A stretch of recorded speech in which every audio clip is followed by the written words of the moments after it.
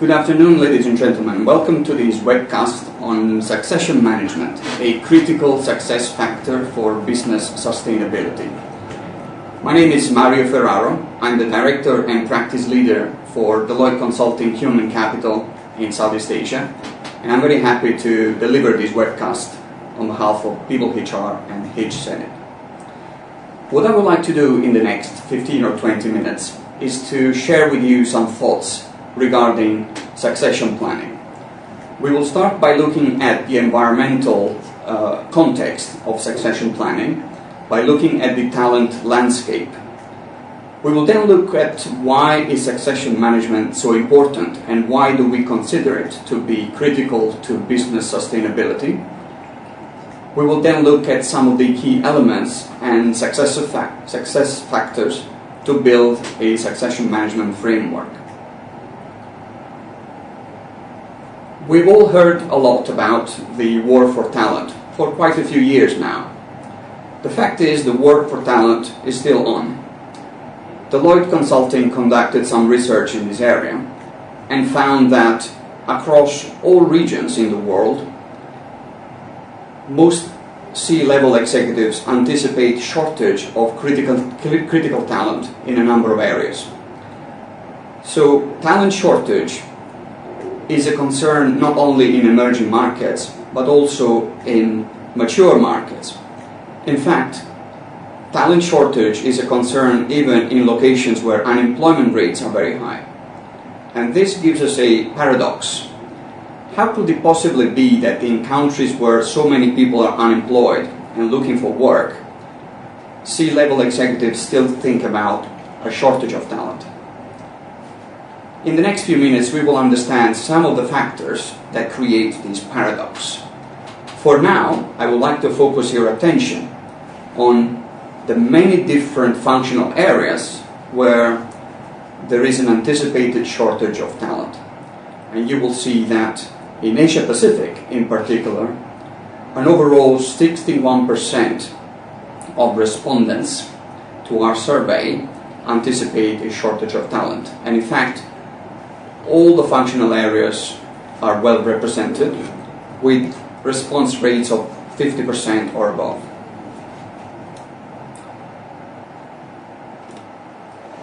Because of that, it's actually because companies are expecting to face a shortage of critical talent, there is a lot of investment and a lot of focus into developing new leaders, finding the next generation of leaders, and succession planning.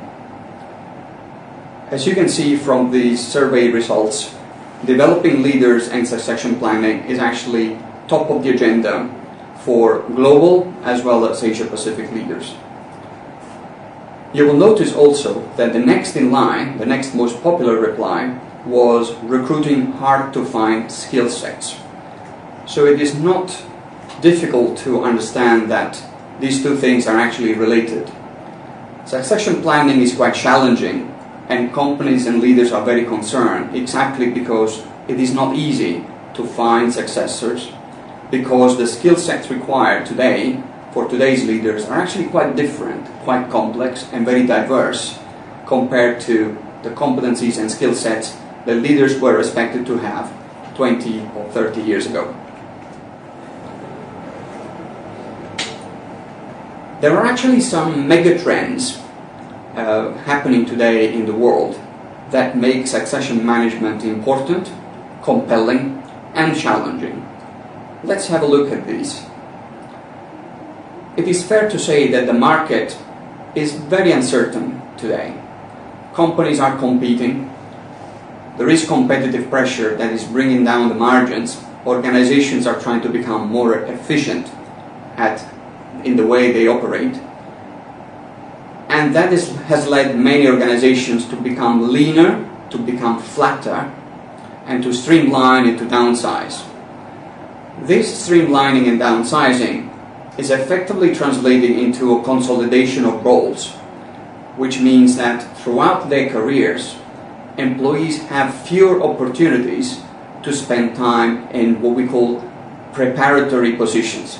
Positions that allows them to develop the skills, the experience, and the competencies to prepare them to move to the next level.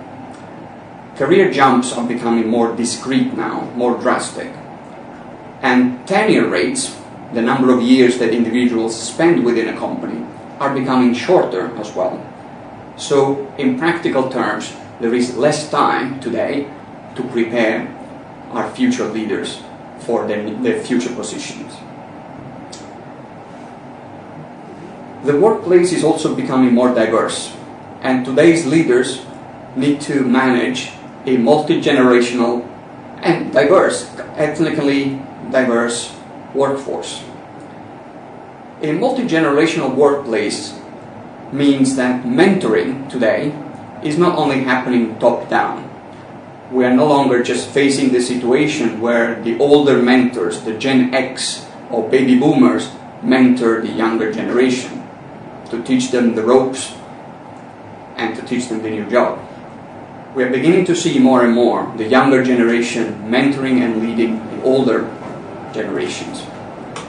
And this reciprocal mentorship is important because companies need to adapt. Today's leaders, the baby boomers, the Gen X, need to understand their customers, their markets. They need to understand the generations to whom they are selling their products and services.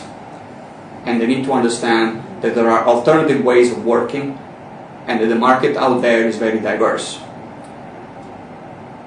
Globalization, digitalization of the world is also driving the need to build new competencies, to work in different ways, in the ways we work with each other within the workplace, but also in the way that we interact with our customers.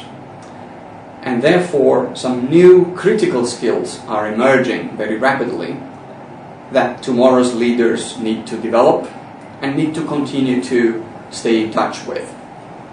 The pace of change is increasingly rapid, and leaders need to adapt much more quickly today to the working environment and to the changing marketplace and to new technologies, to new ways of working and selling.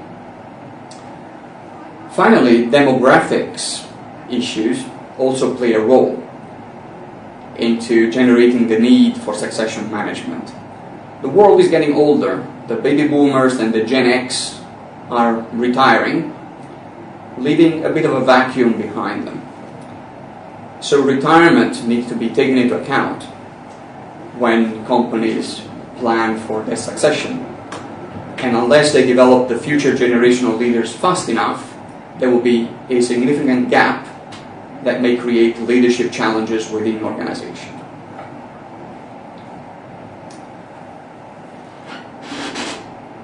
The complexities of succession management are also made larger by the fact that C-level executives today play different roles within the organizations. Many years ago, a CFO was basically someone who was a very good accountant, very good with numbers, very good finance person. Nowadays, all C-level executives are expected to play additional roles within the organization. They are catalysts for change. They need to drive change within the organization. They need to drive transformation. They are stewards of the assets that they represent, the system, their resources, and the programs that they own. They are still operators. They still need to do their job. They still have an operational role and a very sharp focus on what they have to deliver to the organization. But in addition to that, they're also strategists. They need to contribute their leadership to move the company towards the achievement of its strategic objectives. So before the next generation of leaders is ready, it is important to close this gap between operator and strategist. And companies have very little time to do this because the number of skills and the nature of the skills that need to be developed is very diverse, very subtle, and the time to do this is not very long. Hence the challenge. So you may ask, what happens if we don't do anything? What is the cost of doing nothing? Well, without a clearly defined succession plan, an organization can incur costs resulting from the effect of having some critical roles vacant. It could have an impact on marketing, business development, the development and launch of new products. There may be some lost efficiency within the teams who are leaderless. We know that succession plans need to be in place because we cannot underestimate the cost of hiring good resources and the challenges of finding resources who already have all the skills. We also need to understand that leaders are not just born, that companies need to actually make an investment and do something proactively to develop their people. And it is just not good enough to put someone into a new role and ask them to sink or swim. Succession planning also requires support. So some heavy investment from today's leaders needs to go into supporting the next generation and to ensure that they successfully transition into the new role. So how exactly do we build a succession plan? Succession management needs to be seen in the context of talent strategy. And talent strategy is really at the heart of a whole range of activities that we perform in every organization, aimed at identifying the kind of people we need, attracting them to our organization, developing them whilst they are within the organization, managing their performance, bringing them up to be good enough to be future leaders, and retaining them within the organization, making sure that whatever knowledge they have and they acquire remains with the organization, is shared within the organization, and rewarding them for doing so, incentivizing the right behaviors and the right competencies. Technology plays a big role in this.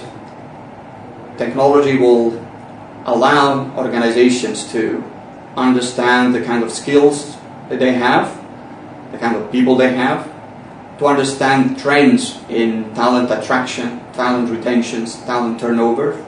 Technology will allow you to do some basic reporting or even some advanced analytics that will then enable you to make better informed decisions regarding how you could do a better job at succession planning. Technology can be applied to many areas of talent management, and I will therefore advise looking very carefully at technology infrastructure and how it can support your business needs in the area of succession management. Succession planning can be done at different levels of sophistication. There are some organizations out there who are still at level 0. Basically, they do not have a succession management process. Most organizations actually do a basic job. According to our research by an organization called Bersin by Deloitte, most organizations are actually below level 3. In fact, only 12% of organizations have achieved level 3 and above. So from having no succession planning, typically organizations go through a maturity evolution. They will start, first of all, to look at their senior people and ask themselves who are the high potentials who may transition into these roles. The next level of sophistication will be what most companies do nowadays. Having periodic talent reviews, having individual development plans, looking at development plans in succession mainly by business unit, so looking at talent succession within the same business unit or within the same division, and mainly focusing on key positions. And typically this is a process that is driven by HR. The more sophisticated organizations have integrated succession planning with their broader talent strategies. They align the succession planning, and in fact their whole talent strategy, to the business strategy. They take an enterprise perspective to succession planning. They no longer look at succession purely within specific divisions or business units. They look at it across the organizations. They are open to the idea of talent moving across divisions or across business units in order to develop skills, in order to understand how the whole organization functions, and in order to demonstrate and develop the skills that are required in order to move to the next level. These programs are typically sponsored by the CEO or someone at C-level, mainly because these kind of programs require an ability and a flexibility and the political will to move people across divisions and across business units. The top level of sophistication that we see in a few companies is where talent mobility is a dynamic process, is very transparent, is embedded in the organizational culture, and where mobility of talent within the organization or even outside of the organization is accepted, is actually seen as a critical success factor. So some organizations today second their employees to other subsidiaries or to vendors or to some of their clients, again with a view to helping them understand the market and understand the broader realities of their job. When these individuals come back, they have completed an enriching experience and they have a much broader perspective of business as well as the business environment. Of course, having spoken about different levels of sophistication, it's very important to get the basics right before we move up the maturity curve. It's very important to understand and to ask ourselves, how do we know when we are being successful? How will we know that we have achieved our objective? So the first step is really to understand what success is in your organization. What are you trying to achieve? What are you going to measure? And that depends on what your needs are, and it also depends on your business model and your definition of the risks. So depending on your business model, you will identify some critical positions for which you must absolutely have a succession plan. And that represents your risk. And your job is to identify ways of managing and mitigating those risks through succession planning. You need to evaluate your pipeline. You need to understand what do you have today that you could use for your succession planning. How much do you have within your organization and how much do you need to plan for to come from outside of your organization? And how ready are your identified people to transition into new roles? Do you need to accelerate development plans? What else can you do to accelerate that process of development? Right? This process needs to be supported and managed and owned by senior management and the board of directors. Succession planning is not a HR problem, it's an organizational problem, it's a business issue, and therefore it needs to be owned by business leaders. We recommend focusing on initiatives that you can manage and conduct today. It is very easy to put succession planning to one side and leave it for another day because it's too complicated and it requires a heavy investment of senior resources. We will suggest focus on what you can do today. Bring your key stakeholders together and get them to focus on talent. Have a look at the workforce that you have and ask yourself whether you have some internal or external candidates who could be leveraged, who could be groomed for future leadership position.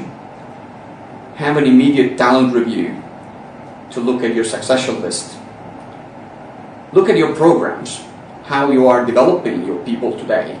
Are they effective? Are they working? Are there any shortfalls? And what else can you do to build more solid, more effective programs to develop your leaders? And then monitor the successors very closely.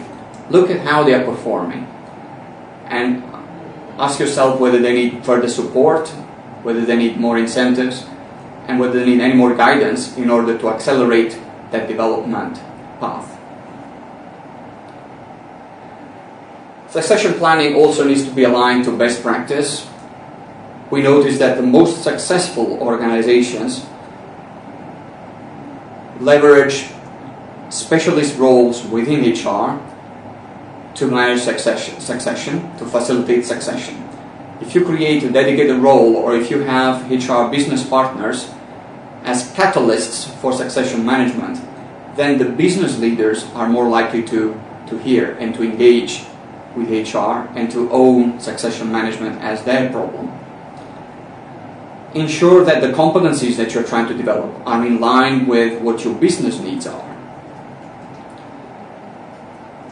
It is also important to align the business needs with the individual's needs. Ask yourselves, once you have identified potential successors, what's in it for them? Why would they want to be a successor for specific positions? What is their motivation? How can we make them participate more actively and in a more engaged way in this process? And define some metrics, because metrics will help you to measure success, will help you to focus on what areas need to be improved on, and will help you to track how your identified successors are moving along that path.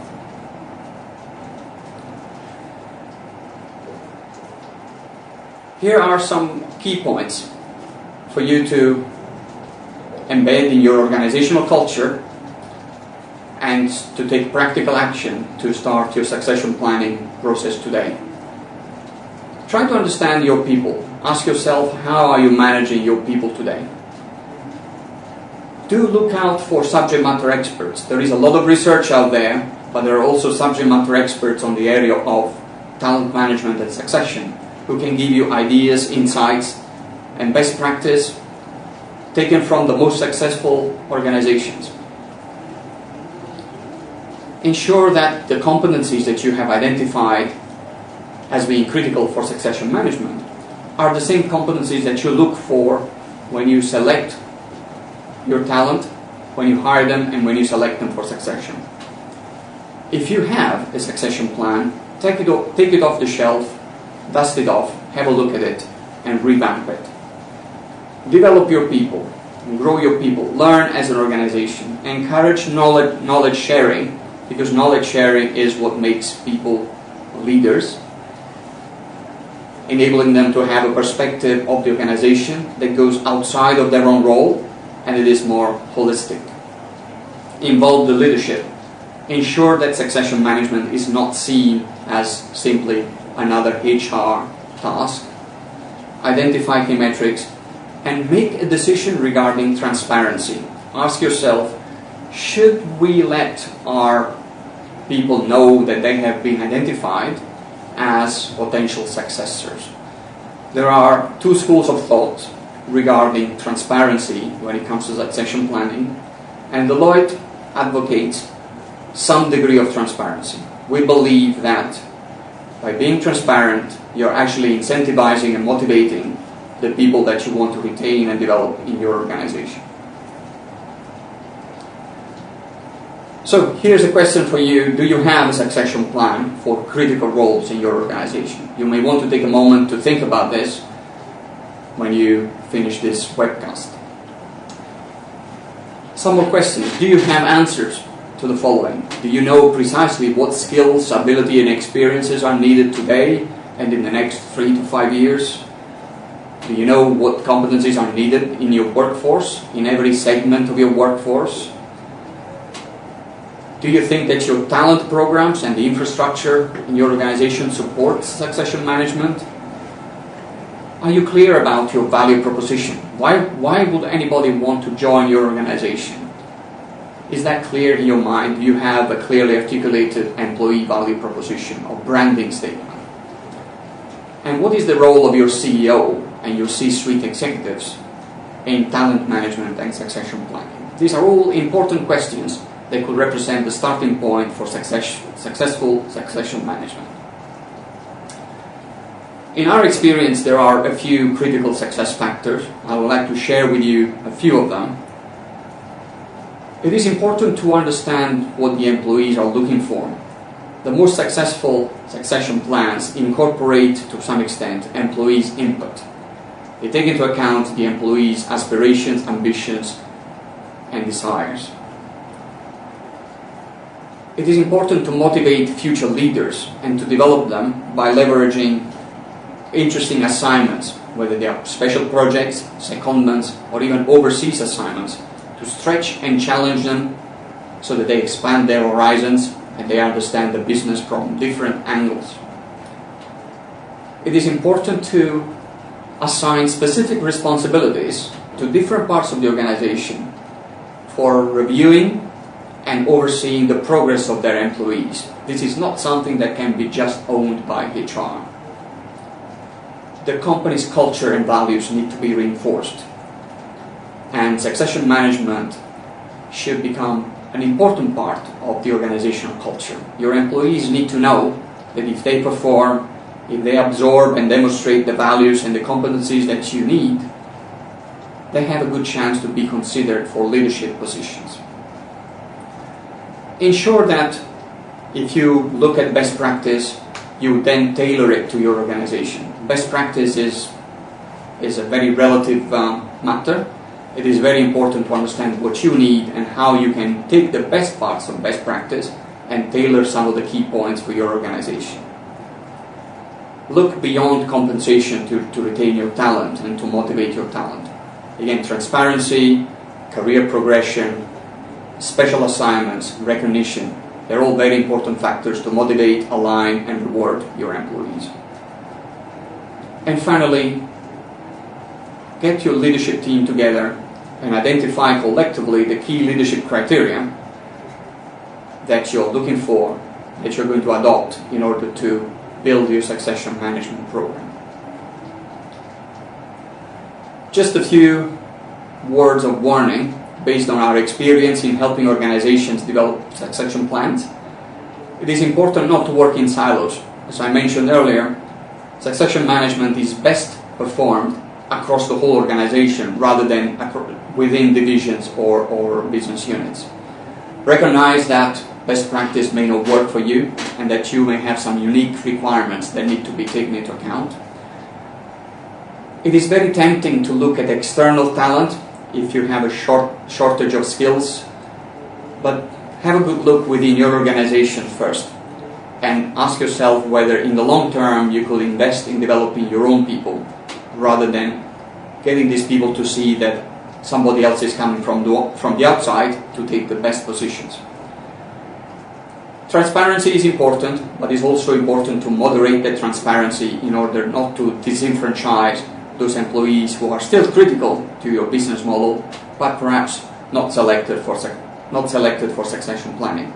So make some smart decisions regarding how transparent you want to be regarding your succession management pipeline. Do not expect instant results.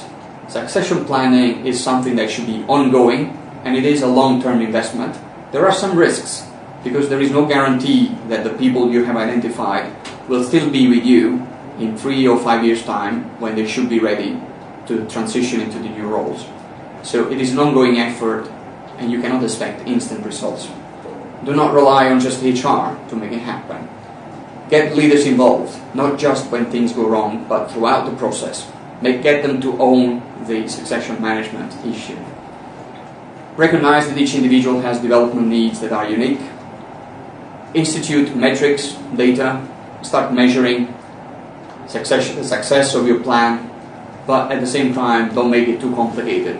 Keep it simple so that it can be easily implemented throughout the organization.